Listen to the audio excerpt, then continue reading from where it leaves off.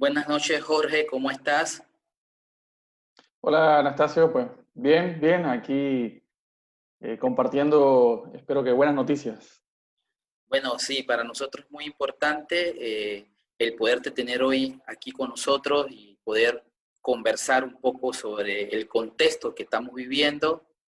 Comentarte que la Fundación para Centroamérica está interesado en un poco divulgar lo que pasa en la región y entonces hemos estado en los diferentes países de la región haciendo entrevistas con diferentes actores políticos y sociales y en el caso de Panamá vimos como estratégico, teniendo en cuenta que hay muchos egresados del programa en gobierno y en el caso tuyo que hemos tenido un vínculo en materia del tema energético, nos pareció estratégico en el contexto de la pandemia que pudieras acompañarnos y darnos tus reflexiones frente a la situación que está pasando.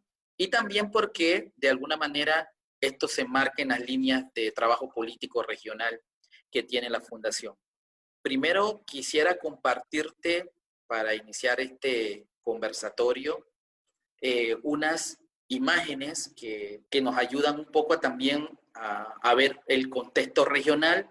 Bueno, Panamá, para nadie es un secreto que Panamá en estos últimos meses se ha convertido también no solamente en el hub de las Américas, como tradicionalmente nos han ubicado en la región, sino también como un hub de apoyo humanitario regional. Creo que eso de alguna manera también ha ponderado el país. Por otra parte, no podemos negar también que de alguna manera a nivel local también se han dado procesos de apoyo humanitario a las familias que han quedado cesantes por la situación de la crisis. Hay un gobierno que está tratando de hacerle frente no solamente con medidas sanitarias, sino también con medidas socioeconómicas, laborales, para poder mitigar el impacto.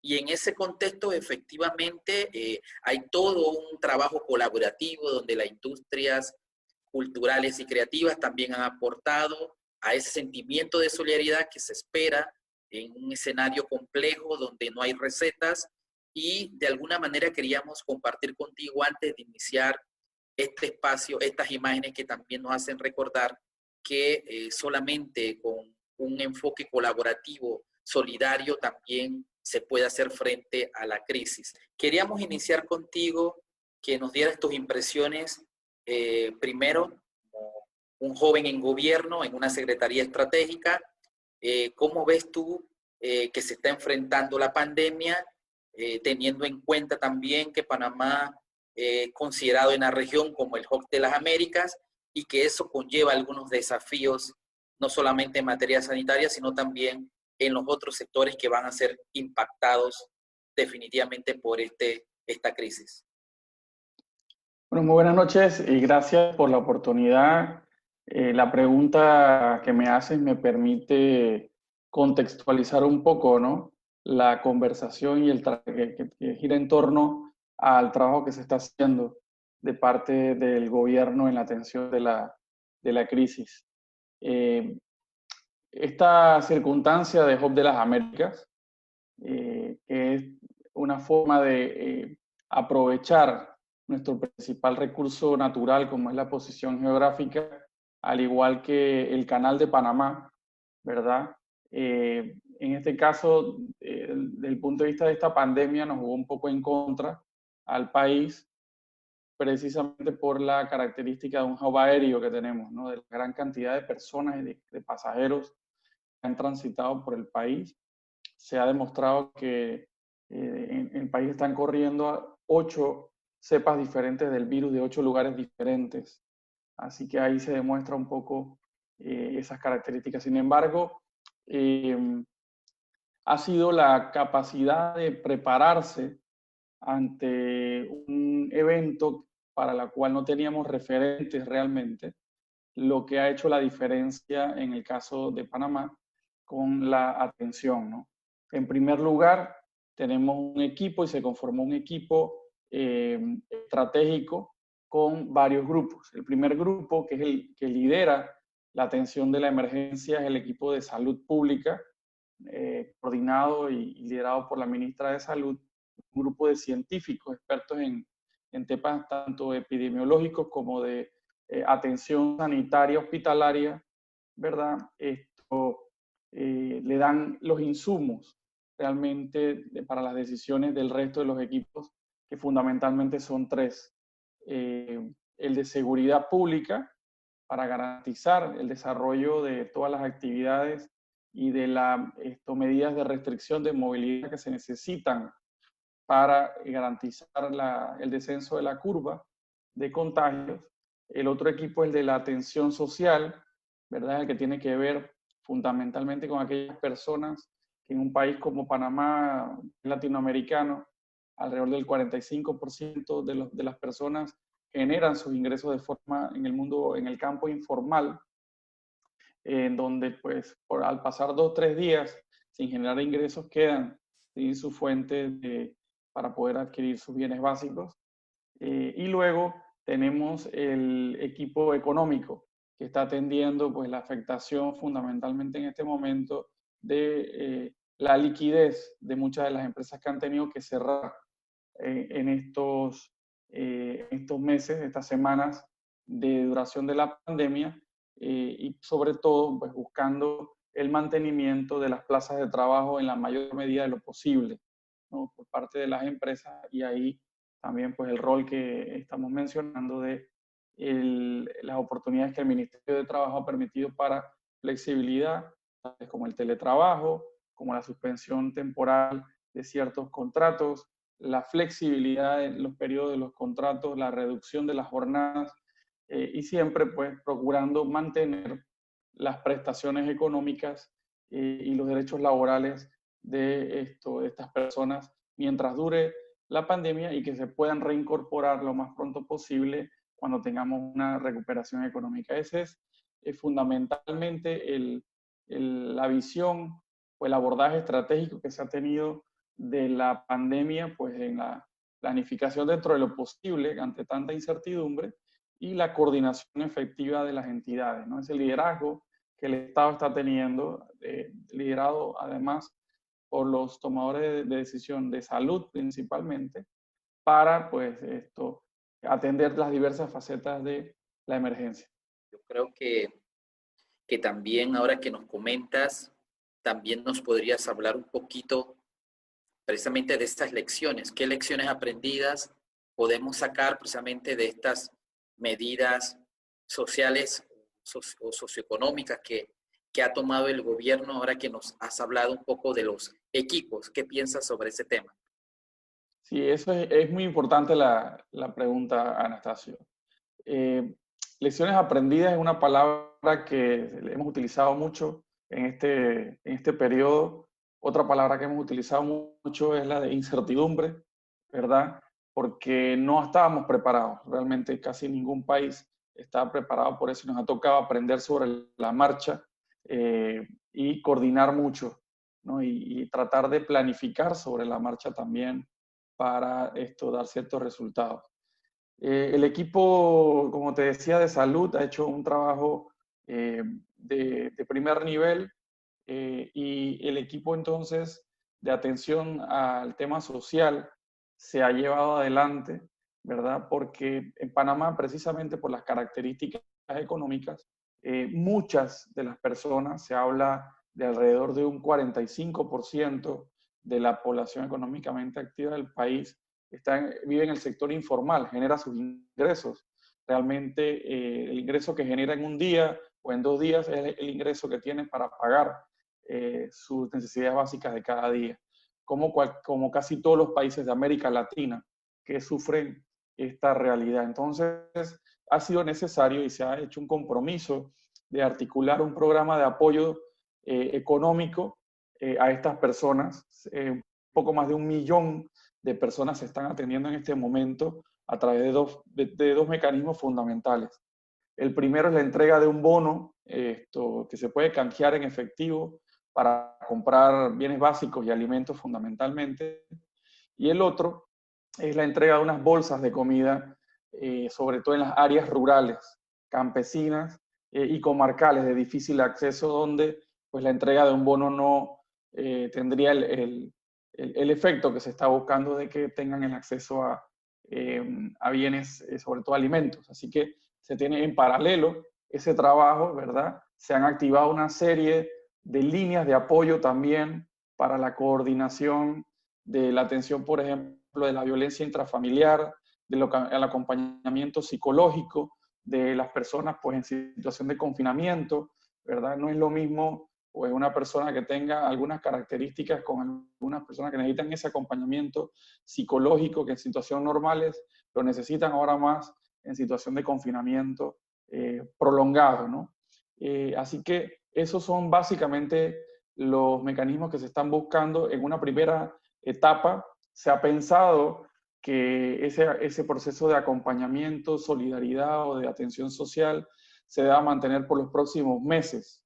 ¿Por qué? Porque independientemente de que la parte epidemiológica de la pandemia pueda ser controlada, como esperamos que así lo sea, en este momento esperemos que estemos ya llegando a una meseta de la curva epidemiológica, los efectos económicos de este confinamiento van a durar por varios meses, mientras se arranca un proceso de reconstrucción o de recuperación nacional.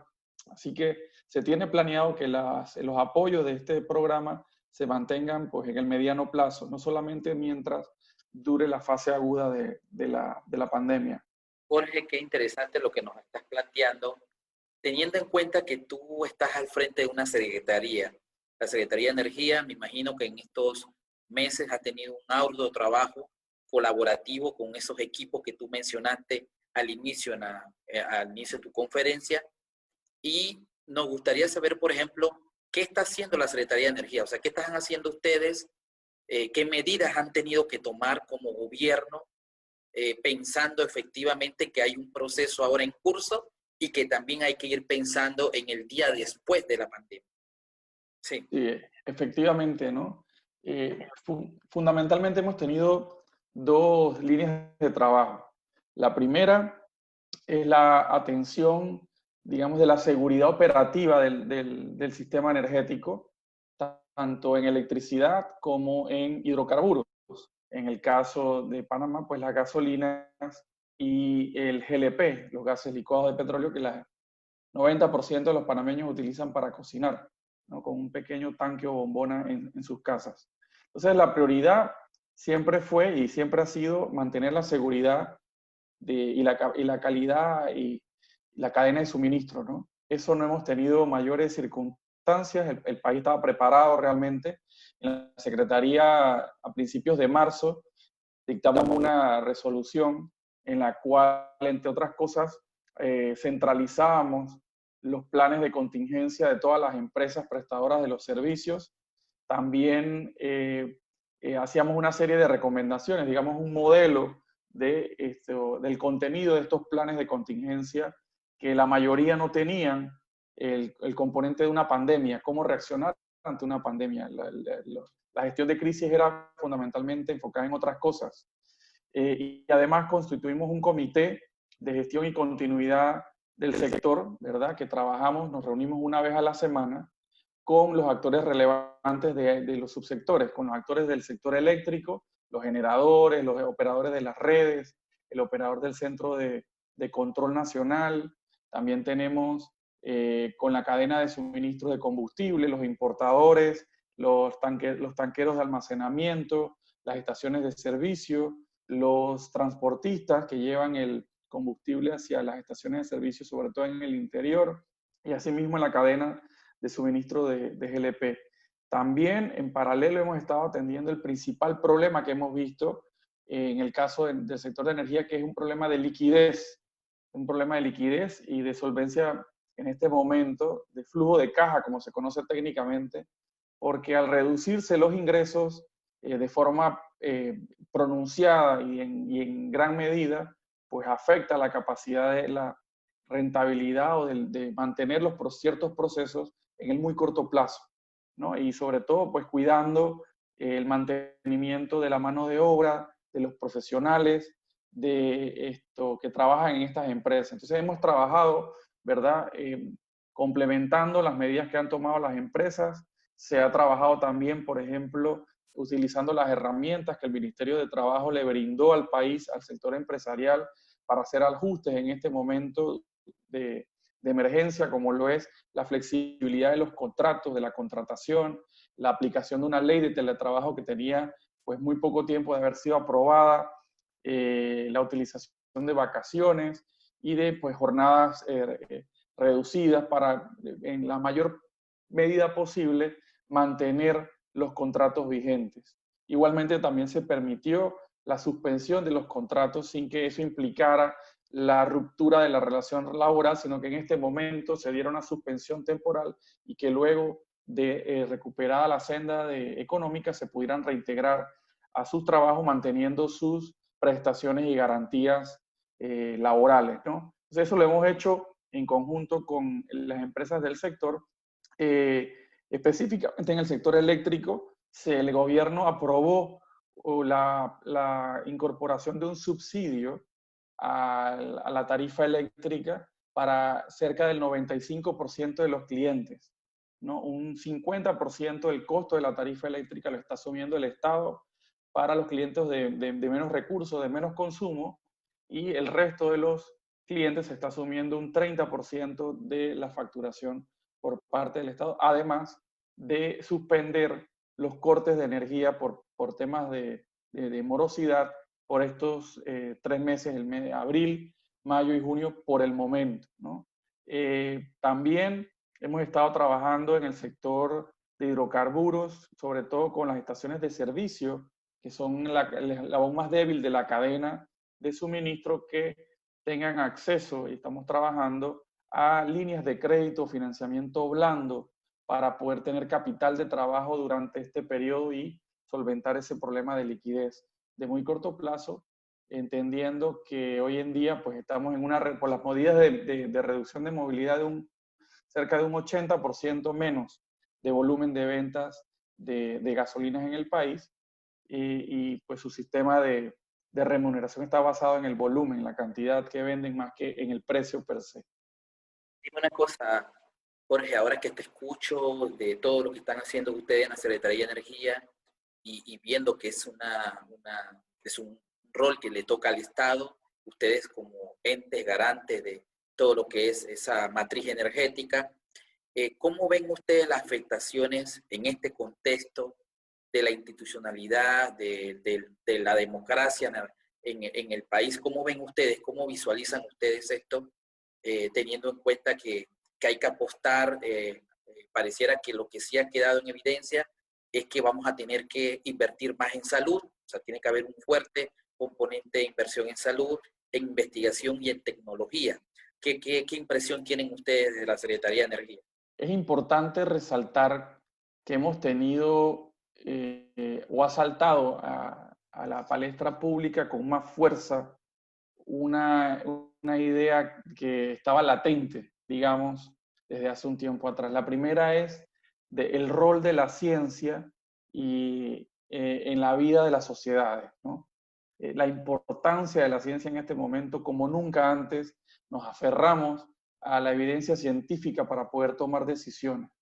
Eso es fundamental. El presidente ha sido muy enfático, ¿verdad?, en el rol que han tenido el equipo de científicos en la toma de decisiones. Como te decía, este equipo de científicos alrededor de la ministra de Salud eh, eh, da los insumos para el resto de los equipos, para la actuación y la coordinación del resto de los equipos. Y el otro elemento importante que salta es la importancia del sector agropecuario, la importancia de la labor del sector primario, del campo, de la producción de alimentos, que también era parte, digamos, de los ejes centrales de campaña del presidente Cortizo cuando estuvo disputando el acceso electoral, ¿verdad? Y era uno de los compromisos fundamentales. Nos hemos dado cuenta en el país que estos dos sectores o áreas son fundamentales.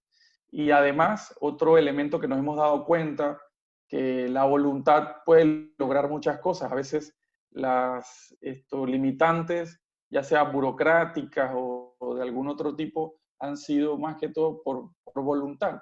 ¿no? Por digamos, mantener el status quo cuando se ha logrado de forma impresionante digitalizar muchos de los procesos que se tenían en el Estado, ¿no? Te puedo dar el ejemplo nuestro en la Secretaría. Teníamos un proyecto andando desde el mes de enero con una fecha pues, de cumplimiento del mes de junio, de iniciar procesos de digitalización de ciertos trámites dentro de la Secretaría, y cuando arrancó la emergencia, básicamente el 90% de lo que queríamos hacer hasta mayo lo hicimos en 3 días, ¿no? Así que es impresionante lo que la emergencia ha permitido, ¿verdad? Cuando, pues, alineando las voluntades, resolver una gran cantidad de problemas. Así que en ese punto es importante resaltar ese rol de la ciencia como eje fundamental para la toma de decisiones políticos y sociales en nuestro país. Y ya para terminar, te quería hacer algunas preguntas, porque aparte de que tú eres el secretario de Energía del gobierno, tú eres egresado del programa Gente, pero también eres militante del partido PRD, eres el defensor de los compartidarios del partido, que es parte de la estructura de decisión, Partido Socialdemócrata. ¿Qué valoraciones tienen ustedes en este contexto sobre la pandemia? ¿Cómo valoran ustedes el rol, ese vínculo partido-gobierno para hacerle frente a este escenario? Bueno, los ejes programáticos e ideológicos del PRD y del torrijismo, que es nuestra fuente de ideas, de ideario y en la práctica, ha sido fundamental para la forma en la cual se ha abordado la pandemia, ¿no? Esa visión de mantener la solidaridad como el valor fundamental en la estructuración de las medidas. Ha sido muy retador, muy desafiante mantener realmente el ritmo ante tantas necesidades, ¿no? Ante tanta presión y por supuesto con toda razón de la ciudadanía, sobre todo, como decíamos al principio, de todas aquellas personas que han perdido fundamentalmente y casi que completamente sus fuentes de ingreso. Es muy difícil cuando lo estás llevando adelante por más de un mes. Entonces, el fundamento del partido y del componente programático ideológico ha permitido llevar adelante estas medidas ya en ejercicio de función de gobierno, ¿no? Que nos orienten realmente hacia lo que es importante, que es la toma de decisiones en función de los datos estadísticos, ¿verdad? La importancia, como decía, de la ciencia y sobre todo de el no dejar a nadie atrás, de mantener ese compromiso de que independientemente de el resultado de salud pública o de la gestión de la pandemia per se, los efectos de las medidas que se han tomado tienen que ser contrarrestados, tienen que ser de alguna manera no controlados, sino que compensados por la labor del Estado, ¿no? En este momento, además, el Estado ha jugado el rol fundamental. El sector privado y el sector empresarial por supuesto que ha dado su cuota de aportes, pero todo el mundo ha mirado hacia el gobierno, hacia el Estado, como el eje articulador de atención de esta pandemia, y se ha manifestado de forma muy contundente que el rol del Estado en la sociedad actual y en la economía es importante, ¿no? Ya sea desde el punto de vista de regulación o de orientación de las políticas, ¿verdad? O de la prestación directa de servicios a la ciudadanía. Así que eso también es algo que pudiéramos rescatar y que también es parte de ese ideario, de ese contenido programático político del Partido Revolucionario Democrático. Gracias, Jorge, por esta entrevista. La verdad que sabemos que a tarde de la noche tú no tienes horario de entrada y salida. La Secretaría tiene un patrullaje doméstico, digamos, frecuente todos los días, y en la que hayas sacado tiempo para compartir con nosotros lo que están haciendo, el trabajo cotidiano y cómo sumar otras personas para poder salir rápidamente de este espacio y también plantearse alternativas al corto plazo después de la pandemia. Así que te damos las gracias por habernos acompañado en esta noche